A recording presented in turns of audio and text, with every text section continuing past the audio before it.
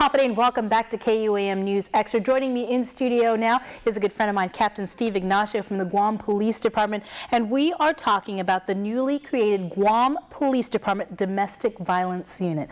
Good seeing you. How you been? Good seeing you, Bree. Thank you for having me. Well, where did the decision come to establish this unit? The decision came from within the management of the Guam Police Department. When I took over in January, I took over the Auxiliary Services Division and I had the Victim Advocates Unit. And I was looking at what we could do to improve services, delivery of services to victims of domestic violence. And I started to look at the number of cases that were reported, the percentage of cases that were closed, and what wasn't being closed yet. And I worked with the command staff of CID and the Chief of Police, and we worked together on a plan to reassign the domestic violence investigation responsibilities from CID down to the Auxiliary Services Division and kind of tie the two services together, which is the victim services and now the criminal investigations. You mentioned earlier about you were looking at the numbers. What are the numbers? Well, at least for 2009 and 2010, we average over 200 cases of domestic violence specifically. That does not include stalking cases, that does not include sexual assault cases against women. So just specifically domestic violence, we're over 200 cases, and 70% of those cases were closed within the first 24 hours. So that kind of tells me that, the patrol officers are doing a very diligent job in getting to those cases right away and closing a high percentage of them. It's that other 30% that those cases, lingered until such time an investigator could get assigned to close these cases off. Over 200. That's almost one every other day. Absolutely. What do you think that says about our community? Why do you think the numbers are so high?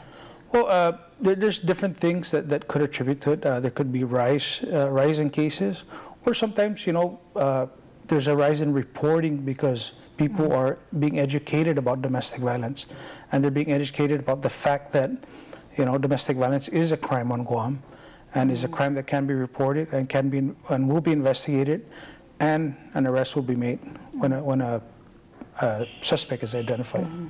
Now, again, if we could just go over, family violence types of crimes. It encompasses a lot of different crimes, right? Yes, actually, family violence is an act of violence or an attempt to cause violence within family or household members. So Guam doesn't have a domestic violence crime. The domestic violence crime falls under the family violence law. I mean, what I mean is that's child abuse. Yes, it's child abuse. It could be sexual assault with family or household members, and we find that a lot. And you were mentioning earlier the number was more than 200, and that's not factoring in some of the other cases. Yeah. Now, if you were to factor in some of those other types of cases, roughly. I think if we were to factor in the sexual assault and the stalking, I think we're looking at we're coming close to about 600 cases probably total for these types of cases. Specifically, violence against women or violence in the household kind of cases. What do you think needs to be done? Do you think we need stronger laws? I think that the laws are in place. As a matter of fact, the family violence law, again, just underwent another change. We have the deferred plea law now. I think what needs to change is just the attitude in the community and getting the message out, through the media outlets and just through public education that it's a crime, and you need to stop, and domestic violence will not be tolerated.